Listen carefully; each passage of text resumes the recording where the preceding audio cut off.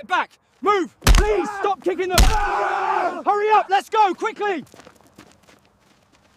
Everyone, welcome to my channel. Today you will be watching one of the most important videos of my channel and I'll be telling you why I started this channel. Suppose you are a person in the year 2020 and you have a son or a daughter and you are really very serious about their career, about their studies. Now suppose he plans on to become a doctor. You have to find out options how we can become a doctor in India.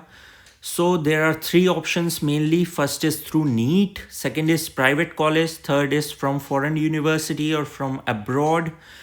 Now आपको financials का ध्यान रखना है तो आप US की तरफ देखते हैं जहां आपके 2 से 2.5 करोड़ आराम से लग जाते हैं. देन यूरोपियन कंट्रीज़ में आपके 70 lakhs ऑलमोस्ट लगते हैं. Then you move a little east, Georgia की तरफ आप देखते हैं जहां पे 40 lakhs ऑलमोस्ट लगते हैं, बट लिविंग एक्सपेंसेस थोड़े से हाई हैं.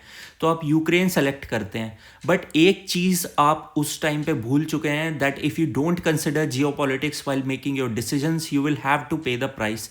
यूक्रेन जाने के बाद एंड वहाँ से अपनी 2 to 2.5 ईयर्स के MBBS कंप्लीट करने के बाद एक ऐसा इवेंट होता है जो कि पूरी दुनिया को शॉक कर देता है. That is Russia Ukraine war which started on Feb 24, 2022.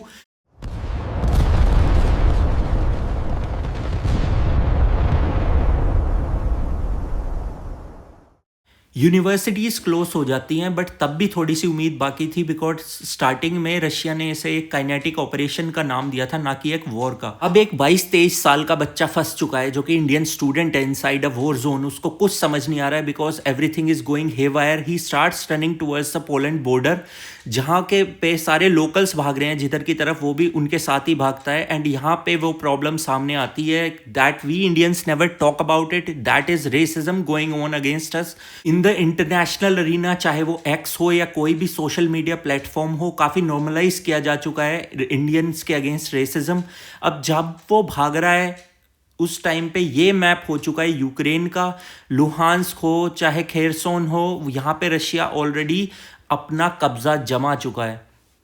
Ukrainian army ने ये डिसाइड किया था कि हम अपनी विमेन को, अपनी एल्डर्स को पहले बॉर्डर क्रॉस करा देंगे टुवर्ड्स पोलैंड, ताकि जब यहाँ पे रशियन आर्मी आए उसके बाद हम फ्रंट ऑन उनको फेस कर सकते हैं. And we will be brave enough because our women will be safe. Don't look back! Faster! The border is right there! Help us! Please help us! यहाँ पे आपको एक बात जाननी बहुत ज़्यादा ज़रूरी है that Ukraine had a pro Pakistan stance in the past. उनका बायलैटरल ट्रेड अराउंड $400 मिलियन का था, बट उनके military to military ties and arms exports around $1.6 billion के थे.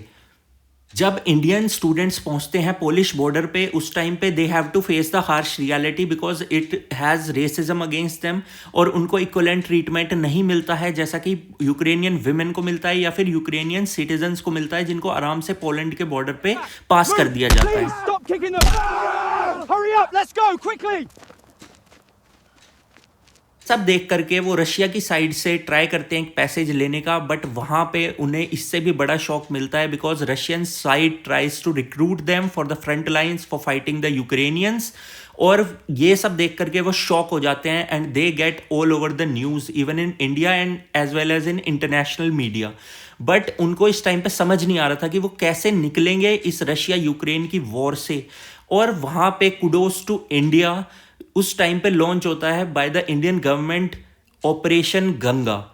और बहुत लोग आज भी नहीं समझ पाते हैं ऑपरेशन गंगा की सिग्निफिकेंस बिकॉज वो कहते हैं कि अरे यूएस ने भी तो अपने सिटीजन्स निकाले थे यूक्रेन से उस टाइम पे, but we were the only country कि अपने सिटीजन्स ही खाली हमने रेस्क्यू नहीं किए थे.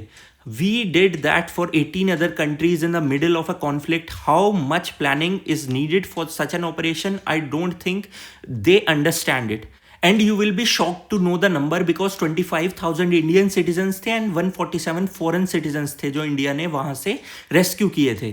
So the kind of level of planning that is needed for that operation is commendable and kudos to India. The whole point of this video is that कि Russia और Ukraine की conflict अचानक से नहीं हुई थी. रशिया और NATO के बीच में पहले से प्रॉब्लम्स चल रही थी एंड बिकॉज डेमोक्रेट जो बाइडन उस टाइम पे प्रेसिडेंट थे.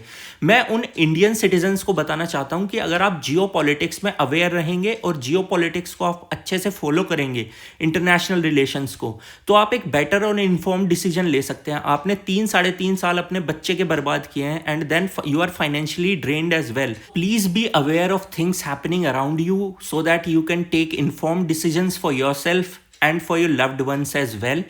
तो फ्यूचर में ऐसी कोई भी गलती ना करें, प्लीज इन्फॉर्म्ड रहें. Thank you and have a good day.